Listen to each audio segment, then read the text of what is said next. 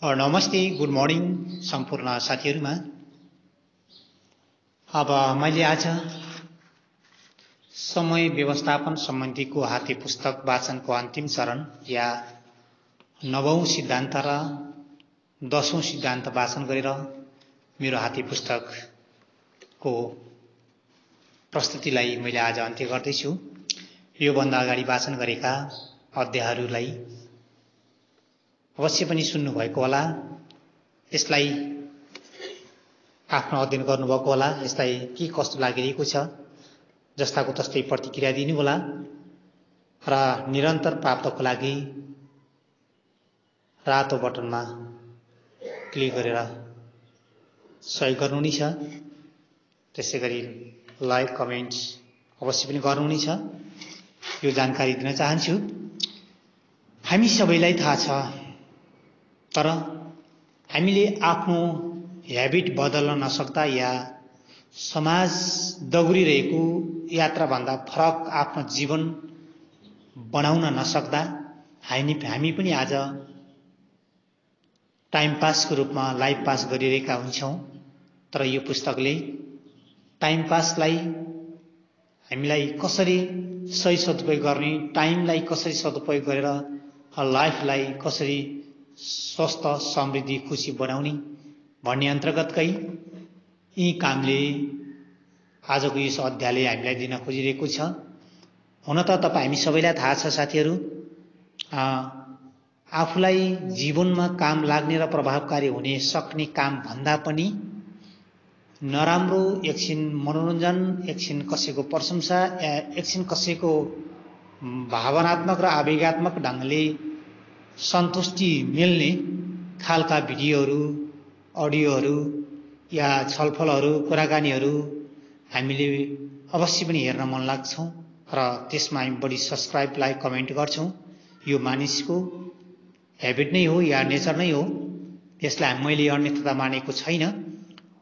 आज त्यसै कारणले आज संसारमा 85% मानिसहरू असफलतातिरै रमिरहेका छन्, टाइम पासको नाममा लाइफ पास गरिरहेका छन् भने 15% मानिसहरू मात्रै सफलताको सिडीमा चढ्ने अभ्यासरत भएका छन्, अगाडि बढेका छन् र 3% मान्छेहरू आज संसारमा उदाएका छन्। यो 85% असफलता टाइम पासमा लाइफ पास गरिरहेको भिडभाडबाट माथि उठ्न र उठाउन र तपाईं हाम्रो एउटा सक्सेस ग्रुप तयार गर्नको लागि यो वाचन मैले गर्न खोजिरहेको छु। धेरै राहत दिन नसके तापनि, जीवन बदल्न ठूलै मोटिभेशनल टिप्स यसले प्रदान गर्न नसके तापनि, तर रुट गाइडको अवश्य पनि यसले काम गर्न सक्नेछ। पहिलो नै समय हो। समय भन्दा ठूलो यो संसारमा केही पनि छैन। त्यसै कारणले पनि समय नै हाम्रो जीवन हो, समय नै प्रगति हो, समय नै हामी सबैको लागि महत्त्वपूर्ण सदुपयोग गर्न सक्ने वस्तु हो, चीज हो। त्यसै कारणले मैले अहिलेसम्म 1 देखि 8औं समय सदुपयोगको सिद्धान्तलाई म सिद्धाएको छु। आज मैले 9औं र 10औं सिद्धान्तलाई तपाईहरुको बीचमा प्रस्तुत गरेर यो समय व्यवस्थापन, समयको उचित सदुपयोग गर्ने सिद्धान्तहरूको च्याप्टरलाई मैले आजदेखि बिदाई गर्दैछु। तपाईहरु यसलाई दोहोर्याएर पढ्नुहोला र छरछिमेकमा नजिकमा रहनुभएका साथीभाइहरूलाई पनि यसलाई सुन्नको लागि अनुरोध गर्नुहोला या सहयोग गर्नुहोला र सब्स्क्राइब, लाइक, कमेन्ट गरेर थप निरन्तरता प्राप्तको लागि तपाईं हाम्रो सहकार्यको यात्रामा जोडिनु होला र आउनु होला भन्न म विशेष अनुरोध गर्न चाहन्छु। र मैले अगाडि अब 9औं सिद्धान्ततिर हजुरहरूलाई डोर्याउन चाहन्छु। समयको उचित सदुपयोग गर्ने 9औं सिद्धान्त। समय तालिका, टाइम टेबल बनाउनुहोस्। हामीसँग समयको सबैभन्दा कमी हुन्छ, तैपनि हामी सबैभन्दा बढी यसैको दुरुपयोग गर्छौं। विलियम पेन विद्वानले भनेका छन्, हामीसँग समयको सबैभन्दा कमी हुन्छ, तैपनि हामी सबैभन्दा बढी यसैको दुरुपयोग गर्छौं। जसरी पैसाको बर्बादी रोक्नको लागि बजेट बनाउन जरुरी हुन्छ, त्यसै गरी समयको बर्बादी रोक्नको लागि समय तालिका बनाउन जरुरी हुन्छ। त्यसैले समयको उचित सदुपयोग गर्ने 9औं सिद्धान्त समय तालिका बनाउनु हो। अवश्य पनि पाठक वृन्द, यो 9औं सिद्धान्तमा समयको सदुपयोग गर्न समय तालिका बनाउने कुरालाई यसमा जोड दिन खोजिएको छ। तपाईको समय तालिका दुई प्रकारका हुन सक्छन्, पूर्ण र संक्षिप्त समय तालिका। पूर्ण समय तालिकामा तपाई पुरै 24 घण्टाको योजना बनाउनुहुन्छ, जबकि संक्षिप्त समय तालिकामा तपाई सीमित समयको लागि योजना बनाउनुहुन्छ। आउनुहोस् दुवै खालका समय तालिकाका उदाहरण हेरौं। पूर्ण समय तालिका अन्तर्गतको उदाहरण 1 मा छ 8 घण्टा निद्रा र नुहाई धुवाई। दोस्रोमा छ 2 घण्टा नास्ता, लन्च, डिनर, चिया, कफी आदि। तेस्रोमा छ 2 घण्टा टिभी सिरियल, टिभी न्यूज, पत्रिका वा पुस्तक आदि। अर्कोमा छ 1 घण्टा सामाजिक जीवन। अर्कोमा छ 2 घण्टा पारिवारिक जीवन। अर्कोमा छ अन्तिममा छ 8 घण्टा कामकाज र नोकरी या बिजनेसमा समय। यही बुदाले हाम्रो 24 घण्टालाई तालिकामा समेटेको छ। 24 घण्टा नै यी विन्यास गरेको समय तालिका अनुसार हामीलाई राखिदिएको छ। यो पूर्ण समय तालिकाको उदाहरण हो भने अब संक्षिप्त समय तालिकाको उदाहरण। संक्षिप्त समय तालिकामा तपाई पुरै दिनको योजना बनाउनुहुन्न, आफ्नो कामकाज या बिजनेस घण्टाको मात्रै योजना बनाउनुहुन्छ। मानौ तपाई प्रत्येक दिनको 8 घण्टा काम गर्न चाहनुहुन्छ। त्यसबेला तपाई आफैलाई भन्नुहुन्छ, म बिहान 9 बजेबाट दिउँसो 1 बजेसम्म र दिउँसो 2 बजेबाट बेलुका 7 बजेसम्म काम गर्नेछु। तपाईको समय तालिकामा बाँकी कामको कुनै योजना हुँदैन। यसमा तपाईको काम गर्ने समयको योजना मात्र हुन्छ।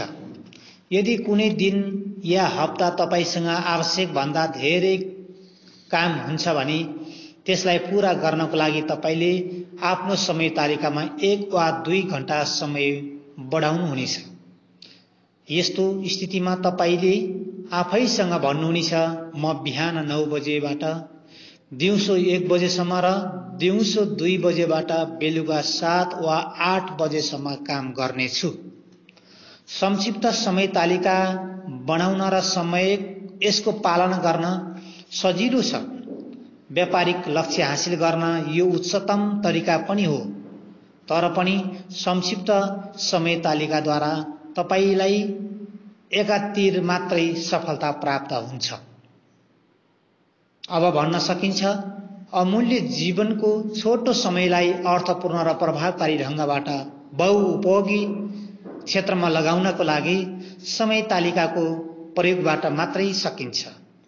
कुनै विषय क्षेत्रमा कति समय दिन, कुन क्षेत्रमा कति समय कटौती गर्ने भन्ने कुरा छुट्याउनु सतै कुरा होइन।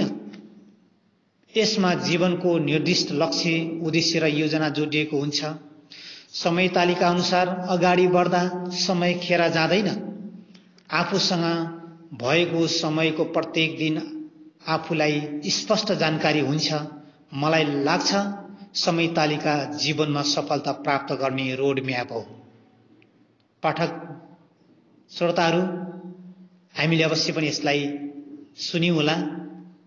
समय तालिका नै अवश्य पनि एउटा समय सदुपयोग गर्ने एउटा 9औं सिद्धान्त हो, जसलाई पूर्ण समय तालिकाको रूपमा 24 घण्टालाई कुन कुन काममा विन्यास गरेर हामीले आफू व्यस्त रहन्छौं त्यसमा उल्लेख गरिएको छ भने संक्षिप्त समय तालिका कुनै फिक्स योजनामा कति बजेदेखि कति बजेभित्र कुन कामको लागि आफूले समय दिने भन्ने कुरामा उल्लेख गरिएको छ।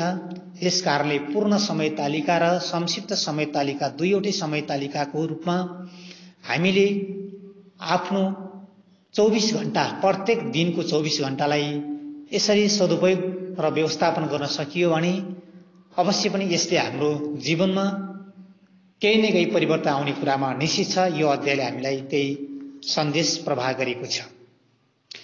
अब यसै गरी म 10औं सिद्धान्तमा प्रवेश गरेको छु। समयको उचित सदुपयोग गर्ने 10औं सिद्धान्त, कार्यमा लाग्नुहोस्। समयको धारमा बसेर पैतलाको निशान बनाउन सकिँदैन भनाइ है। महान लक्ष्य र सर्वश्रेष्ठ योजना बिना अघि बढ्दा असफल भइन्छ। साथीहरू, महान लक्ष्य छैन भने, सर्वश्रेष्ठ योजना छैन भने कुनै काममा अघि बढ्दा हामी असफल भइन्छ। यदि महान लक्ष्य र योजनाबद्ध ढङ्गबाट काम गर्नु भएन भने असफलता निश्चित छ। कर्म नै त्यो जादुमय तत्त्व हो जसले तपाईलाई स्थायी सफलता प्रदान गर्छ। त्यसकारण समयको उचित सदुपयोग गर्ने 10औं सिद्धान्त निरन्तर कार्यमा जुट्नु हो। 10औं सिद्धान्त अन्तर्गत निरन्तर कार्यमा जुट्ने कुरालाई बढी फोकस गरिएको छ। कार्य नै सफलता हो। हामी सबैलाई थाहा छ बिना मेहनत सफल हुन सकिँदैन भनेर। तथापि आश्चर्यजनक कुरा भनेको हामी मेहनत गर्नदेखि डराउँछौं, काम ठग्छौं या काम गर्नु मुड नभएको बहाना गर्छौं, समय र साधन नभएको तर्क दिन्छौं, काम बाहेकका अरू सबै कुरा भने गर्छौं। फेरि हेर्नुस् त, हामीले आफ्नो जीवनमा यस्ता कुराहरूलाई म फेरि यसलाई दोहोर्याउन चाहन्छु किन भन्दा धेरै महत्त्वपूर्ण छ। हामी सबैलाई थाहा छ बिना मेहनत सफल हुन सकिँदैन। तथापि आश्चर्यजनक कुरा भनेको हामी मेहनत गर्नदेखि डराउँछौं, काम ठग्छौं या काम गर्ने मुड नभएको बहाना गर्छौं, समय र साधन नभएको तर्क दिन्छौं, काम बाहेकका अरू सबै कुरा भने गर्छौं। कामबाट पछि हट्नुको मूलभूत कारण हामी स्वभावतः आलसी हुनु हो या अल्छी हुनु हो। हाम्रो मनले हामीलाई सधैँ मनोरञ्जन वा आनन्दको राम्रो तथा आकर्षक बाटोतर्फ खिच्छ। हामी प्राय भुल्ने गर्छौं सफलताको बाटो परिश्रम र कठिनाइले भरिएको हुन्छ। कठिनाइको बाटो हिँड्नका लागि हामीले आफ्नो मनमाथि नियन्त्रण गर्न सक्नुपर्छ, आफ्नो इच्छा शक्तिलाई दृढ पार्नुपर्छ, साथै लक्ष्यतर्फ लगातार बढ्नुपर्छ। साथीहरू, कठिनाइको बाटो हिँड्नको लागि हामीले आफ्नो मनलाई नियन्त्रण गर्न सकियो भने अवश्य पनि हामी सफल हुन सक्छौं, अगाडि बढ्न सक्छौं। त्यसै कारणले आफ्नो इच्छा शक्ति दृढ पार्नुपर्छ, साथै लक्ष्यतर्फ लगातार बढ्नुपर्छ भन्ने कुरा यस च्याप्टरले हामीलाई फोकस गरेको छ। हामीले सफल व्यक्ति आफ्नो मुडको दास होइन, मालिक हुन्छ भन्ने कुरा पनि भुलिदिन्छौं। हामी सफल व्यक्ति आफ्नो मुडको दास होइन, मालिक हुन्छ भन्ने कुरा पनि भुलिदिन्छौं। काम सुरु गर्ने बेलामा मुडको हिसाबले नभई आफ्नो लक्ष्य र योजना अनुसारमा गर्नुस् है। मुडको हिसाबमा गरियो भने, आफ्नो इच्छा र चाहना अनुसारमा गरियो भने कहिल्यै पनि अगाडि बढ्न सकिँदैन। त्यसै कारणले काम सुरु गर्ने बेलामा मुडको हिसाबले नभई आफ्नो लक्ष्य र योजना अनुसारमा गर्नुस् र गराउनुस्। विश्वविख्यात नाटककार जर्ज बर्नार्ड शालाई कैयौं पटक लेख्ने मुड हुँदैन थियो, तर उनी महान साहित्यकार बन्न चाहन्थे। आफ्नो लक्ष्य प्राप्त गर्न उनले संकल्प गरे, म प्रत्येक दिन 5 पेज लेख्छु, चाहे मेरो मुड जस्तोसुकै होस्। उनले संकल्प गरे। यदि तपाईँ भविष्यमा सफलताको बाली काट्न चाहनुहुन्छ भने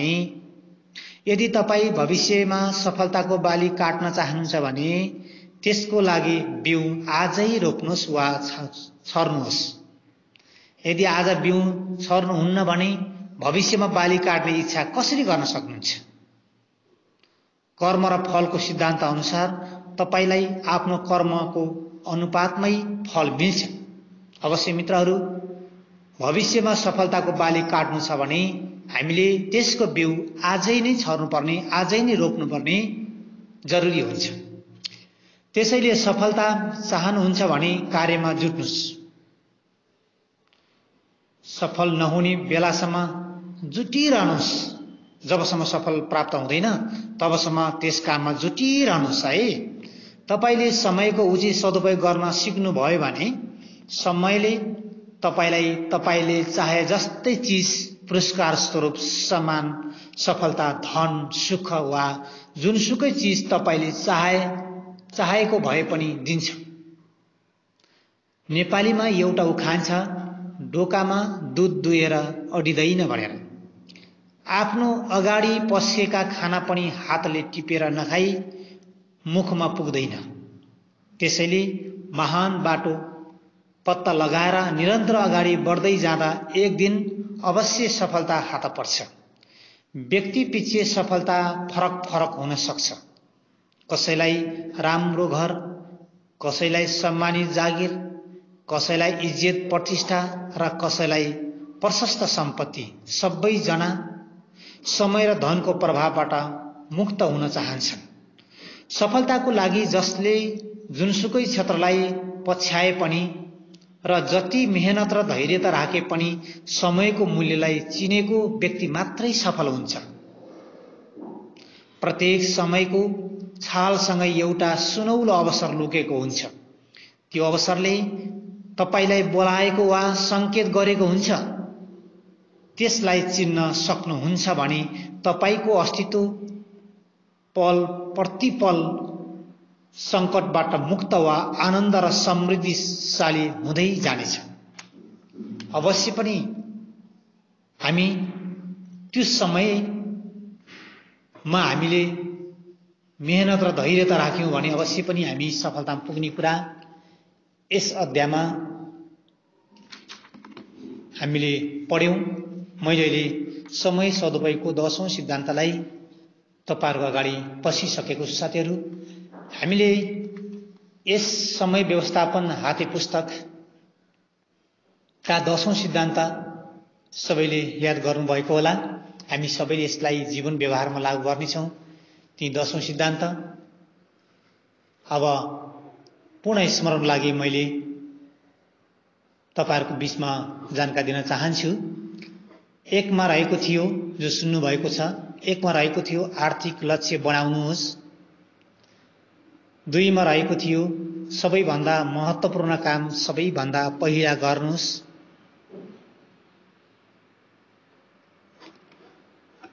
2 मा थियो काम सुम्पन्न सिक्नुहोस्। 2 मा थियो पेरेटोको 20-80 को नियम बुझ्नुहोस्। 2 मा थियो पार्किन्सको नियमबाट फाइदा लिनुहोस्। 2 मा थियो आफ्नो समय तालिका अनुसार काम गर्नुहोस्। 2 बुँदामा थियो आफैलाई व्यवस्थित गर्नुहोस्। 2 बुँदामा थियो समय तालिका बनाउनुहोस्। अन्तिममा थियो कर्ममा जुट्नुहोस्।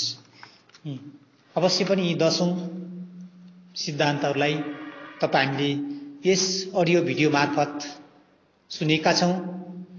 अवश्य पनि ओडब्ल्युजी नेपाल एउटा नेपालको आफ्नै दर्ता मान्यता प्राप्त कम्पनी भएको नाताले त्यस अन्तर्गत हामीले त्यसका सन्देशहरू, स्वास्थ्य, समृद्धि, खुशीका कुराहरू पनि यस सञ्जीवनी अनलाइन टिभी मार्फत तपाईहरुको बीचमा प्रस्तुत गर्दै जानेछौं। कहिले हामी पुस्तक वाचन गर्नेछौं, कहिले हामी कार्यक्रमको दृश्य तपाईहरुको बीचमा राख्नेछौं, कहिले हामी मनोरञ्जनका कुराहरू पनि तपाईहरुको बीचमा राख्नेछौं। यो सञ्जीवनी अनलाइन टिभी तपाई हाम्रो जीवनलाई सफलतातिर अगाडि बढाउनको लागि खोलिएको संगम एउटा च्यानल हो भन्ने कुरालाई युट्युब च्यानललाई बुझ्नु होला। यही अनुरोध साथमा तपाई हाम्रो यो यात्रा निरन्तर अगाडि बढिरहोस्। यात्रा अगाडि बढ्नलाई तपाई हाम्रो निरन्तर सहयोग साथ भइराखोस्। तपाई र हाम्रो सँगैको यात्रा एउटा स्वास्थ्य, समृद्धि, खुशीको, सफलताको यात्रामा अगाडि बढिरहोस्। यही आशा, यही विश्वास सहित मैले यो अडियो भिडियो यही अन्त्य गर्न चाहन्छु। तपाई सबैलाई धन्यवाद भन्न चाहन्छु।